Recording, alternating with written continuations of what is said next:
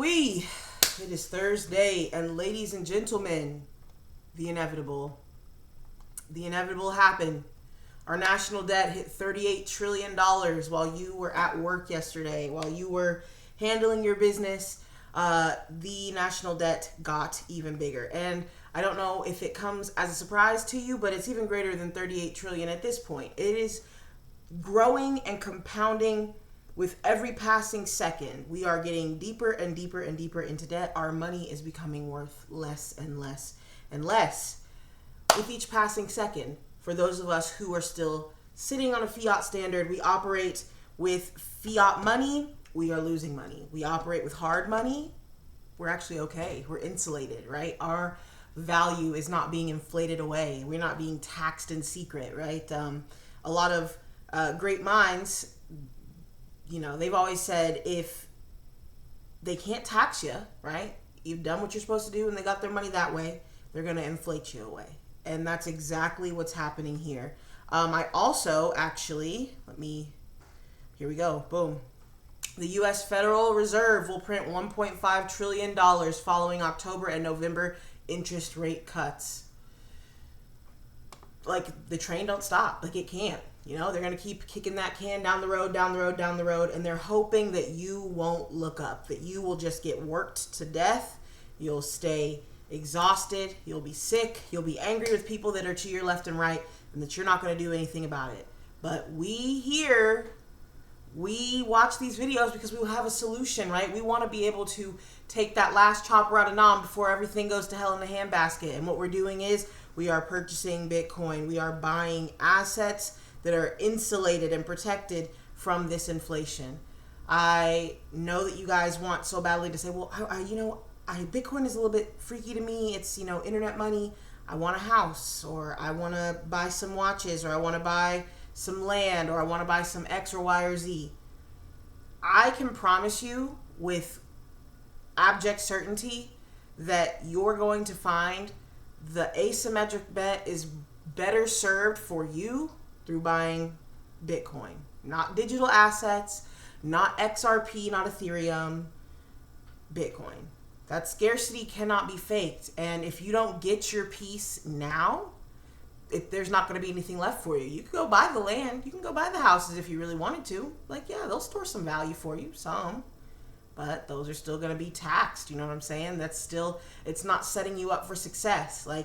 There's going to be a time when the stack that you purchased today is going to be worth so much more that, like I said in last video, you're going to be able to buy, borrow, die. You're going to be able to borrow against a small portion of your overall stack, and you're going to be able to live off of it without having to pay taxes. You're going to be sovereign. And I think that's the thing that people are missing, the forest for the trees. It's one thing to have a lot of assets, right? It's a whole nother ball game to have sovereignty with your assets. When you own a house, if you don't pay those taxes, guess what? Some, grubby little underhanded money grabbing, scheming person is going to go up there and they're going to hold you hostage with your tax bill. It's called tax liens. It happens all the time. I see it happen all the time. I get them on my desk, although I'm not too interested in taking somebody's home for pennies on the dollar and making that. I don't have the stomach for that. That's kind of rough. But you're beholden to the government still. You're not sovereign, right? Every time that you purchase something where every year, every however long, you're going to have a tax liability from it, even with dividends and stuff. You're not free. This is the one time when you can invest in something and truly be free. You have the keys. You have your wallet and it is yours and it's nobody else's. I understand it's super sexy to be I own 150,000 acres in West Texas. Yeah, that's super sexy. Yeah, you're going to command a lot of respect. And I understand that it's, less sexy to be I do what I can. I got a little bit of digital assets. It's less sexy, right? And you don't really want to talk about your stack to people. But hear me out. It's one thing to have money, but the headaches that can come with it, it can be a little bit rough. When you have something like Bitcoin where you control 100% of it, you've got those 12 words, 24 words, and you got it on cold storage, bro, you are the master of your universe. It's so much deeper than just clicking a button and, storing your cash and just buying it and being able to be insulated from the money printing. It's so much deeper than that. And I understand there are people that are much richer than me right now who are telling you, oh, don't start, adding to your stack and just go ahead and trade options, leaps, go ahead and buy that house, get that Section 8 rental income. Hell, before I really had started studying deeply, I was saying that stuff. Oh, just get the Section 8 rental. Bro, do you know how much? I will never, ever, ever forget. It was cold as, oh my God, it was cold as the abominable snowman's ball sack outside. And I'm dressed up. I got to go to this house, do the final walkthrough, record the video, send the video to my boss so that way we could get the house rehabbed, right? I had to go and talk to all the people that would be in and out of the house, right? All the contractors. So if we needed plumbing, I'd have to call up my boy. I'd be like, yo, listen, Hilarion, I need you to do this. Paulo, I need you to do this. Jeff, I need you to do this. I was literally calling all these different contractors to come and work on this house. But this one particular home, I can see it. I know exactly the address too. I'm not going to say it though. That would be crazy. In Fort Worth, Texas. And I pulled up in the driveway. And from the outside, it looked relatively okay. There was one window though in the front that was busted out. So I'm like, okay, cool. I start my recording. I'm doing my walkthrough. I'm like, bro, it reeks in this house. What is going on? This is disgusting. I'm like looking at my shoes. I'm like, ew, I'm not putting these in my car. I'm like, I got to put these in a bag in my trunk and I'm going to just drive barefoot and then like, I don't know, figure it out. Maybe I'll go buy some shoes on the way back to work. This is disgusting. And I'm walking through. So the way that the house is set up, right? The front door, you like walk up to the patio, front door. When you open that, the living room is right there, and off to your immediate right, there's a bedroom, and then the kitchen is like a galley style kitchen. Then there's on your left-hand side, there's a bedroom here. There's another bedroom in front, and in between those two bedrooms, there's a bathroom that separates it. The bedroom that's on the far side, on the left, is like the master, and it's got a bathroom attached in it. So I'm walking through, I'm like, bro, it smells so bad in here. It literally reeks so bad. And out of the corner of my eye, I look, and there's rats. There's rats running around in the far room. I'm like, close the door. I'm looking, the ceiling fan is hanging down. I'm like, bro, this is insane. It's February, y'all. It's probably like February the 20th. Right around that time, because it was like just after Valentine's Day. I remember. So I'm walking and I'm like trying to record. I turn the corner and I get to the master bedroom and there's a fresh pile of shit about this high piled up, and it's still hot. It's got steam, literal steam coming off of the poop. There was no air running in this place. It was like And I remember thinking in that moment, I turned and I was like, no. Bitcoin is not going to leave a steaming hot pile of shit on the floor for you to look at and have to deal with, and you have to pay to clean up. Man, it was this meth head family's house. I really feel so bad. I hope they didn't have any kids. I never got to meet them, but I tried my best to rehab that house to the best of my ability. But I will never forget. In that moment, I was like, oh, no, I don't think this is for me, man. This really ain't for me. And that was probably the moment that I really took in that hard lesson. Like, yo, you gotta be able to find what works for you. Maybe Bitcoin doesn't work for you. You say it doesn't work for you because you feel like, it's too simple to just buy something. I gotta get my hands dirty. But hear me out, man. Put your money into something that's easy, you don't have to think about, and let it grow and keep adding to it. Whatever else little money that you get and you want to, do whatever, that's fine. But have a set amount that you're going to put in and let it grow. Because at the end of the day, there's less Bitcoin out there in existence for you to grab today than there was yesterday or the day before that or the day before that. And how many more times can you say, oh, I'll buy some later, before later never comes? Eventually, you're going to tap that buy button and you might not ever get a fill. Like, people might not sell. What would they want to sell for if they can borrow against it? And then what are you going to do? Remember, they're printing off more money. The money will be easier to come by, but it's going to be less potent. It's weak tea. It's like you got, you know what I'm saying? You put your little tea leaves in there and you get that first cup. It's real dark. It's real rich. But as you keep pouring that water in, that water's like the money. You keep pouring that water in, it gets weaker and weaker until you get to the point where it's just a regular glass of water. It ain't no tea in it. You don't even see anything. There's no flavor left.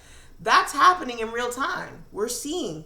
They said, hey, we're pouring 1.5 trillion drops of water in here. Good luck.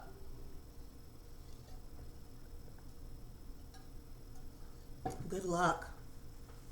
I don't know what to tell you. Like, I'm going to keep coming up here every day and saying the same thing. And, you know, right now, I'm sitting at my desk. There's nothing super sexy going on around me because I don't want to, conflate the lifestyle thing. And you say, oh, well, you know, you bought Bitcoin and now you're out in Cabo. Like, yeah, I do have fun, but a lot of the times I'm sitting here and I'm researching. I'm trying to figure out what's going on. I'm trying to learn more about how debt works and how money works and how markets work and why the Federal Reserve even exists and what the world was like before the Federal Reserve existed, right? We never had any world wars before the Federal Reserve existed. War was too expensive. We start talking about things like Bitcoin and why people should advocate for Bitcoin. That's what I'm going to make my next video. Why advocate for Bitcoin? Because I think a lot of people, if they truly knew what was possible on a Bitcoin standard, I think there would be a flight into it much faster from retail that would catch a lot of institutions and governments off guard. But like I said, that's a conversation for another day. I'm just here to let you guys know, listen, you see it right here. October and November interest rate cuts. Those rate cuts are coming and the money's going to flow in afterwards. People think, oh, there's going to be the peak of the bull cycle in Q2 of 2026, Q1 of 2026. I'm going to tell you right now, it doesn't matter when the peak is, because even if the peak does happen in 2026 or whatever, it'll pull back. We'll see a higher peak later on down the line, just like we have every 4 years before this. Don't get caught up in the minutia. It doesn't matter. Just keep pressing buy, because you can say, oh, well, I'm going to time it for the dip on the bottom. What happens if the dip does come down, but after the bull run, the dip is only to 150, 160, right? What if the dip is to where we're at right now? You could have just gone ahead and had the money anyway, right? You could have just bought the Bitcoin anyway. I'm not going to be here to ramble and talk about this for a long time. I just thought you should see, man, they're printing money and it's going to get way harder for a lot of people who don't know what's going on and don't understand macroeconomics. It's going to get really hard. Like the same way back in, 2022, when I remember going to the grocery store and I seen a loaf of bread for $8.63. I'm like, what? Filling up I got a Honda Civic. I'm proud. I'm gonna drive that thing into the ground. I'm just under 200,000 miles on it, man. I've been driving that thing since it had 40,000 miles on it. Something like that. I'm gonna keep driving. I hope I make it to 1 million miles with it. I remember it cost me $45 to fill up that car. I'm like, damn, I might as well have just got me the car I really wanted instead of had this thing. That's crazy. Like, and I was filling up 4 or 5 times a week. I was driving all over the Metroplex. I think I put 70K miles on that car in 7 months. It was insane. I was driving like most of the day, every day, house to house to house to house, meeting with contractors across town all over the place. That was a wild time of life. But man, if you don't know, it's gonna sneak you and you're gonna wonder why, and you're gonna wish that you had done the work, you had listened to the people who are trying to warn you. And I'm just letting you know right now, every time that you decide to spend your money on something that's not actually important and you don't focus on prioritizing your stack, like you're selling your future for present day gratification. If you're cool with that, then I'm cool with it. But it's gonna be that's a hard pill to swallow, because once it gets real, there's no going back, right? You can't buy this time back. And I don't know. I don't want to make this super long, super drawn out, but just keep your eyes open. Like, they're letting you know, they're telegraphing the moves now. Everything that's happening in the financial world, you can see it all clear as day.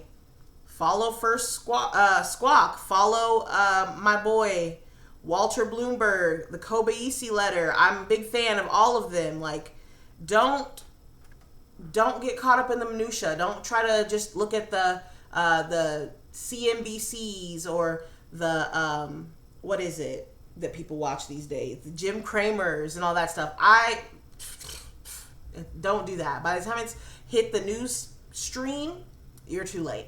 What you need to focus on is the actual raw data that's coming out. Learn how to interpret the data. If you want a video on me talking about how to interpret data, let me know in the comments. Like, I'm here for you guys. I'm showing up every day. I'm going to show up Monday to Friday. I'm going to give y'all something. I'm going to give you like 20 minutes at least of something, and then I'm going to hit the road. But today, that's all I got to say for you guys, y'all. The debt is growing. The debt is growing, and the money is being printed. And you know how this saga ends. And if you don't know, I'm going to tell you, there's going to be a day where we're going to look at 38 trillion and be like, man, if we could get just down to 38 trillion, that would be so good. Like, we're going to hit $100 trillion of debt in my lifetime. And people are going to be like, oh my God, this is the end. This is terrible. What are we going to do? And you know what's going to happen? The people who bought Bitcoin, right? The people who had their money in something solid, those people are going to be so wealthy, you won't even believe it. And the average person is going to be super dissatisfied because they're going to be eating a bunch of processed crap. Because all these companies, like I say in all these videos, they're trying to make sure that they are cutting their cost and cutting corners where they can. The quality of things is going to degrade. People are going to say, man, I remember back whenever bread was just wheat and yeast and, you know, a little bit of oil, a little bit of sugar, water. Now it's going to be filled with sawdust and other random fillers that are hydroxy, blah, blah, blah, blah, 58, syllables long, and you're never going to have heard of it. It's going to be some random polymer that causes you to have liver cancer. I'm telling you, it sounds like a conspiracy theorist, like a crazy person saying this, but I'm going to be 45 on here talking to you guys, and there's going to be an article talking about bread causes cancer, and you're going to see it right up there, and I'm going to point to it, and I'm going to just be in silence. I'm going to sit in silence just like this for 40 minutes, and I'm going to be like, I told you so.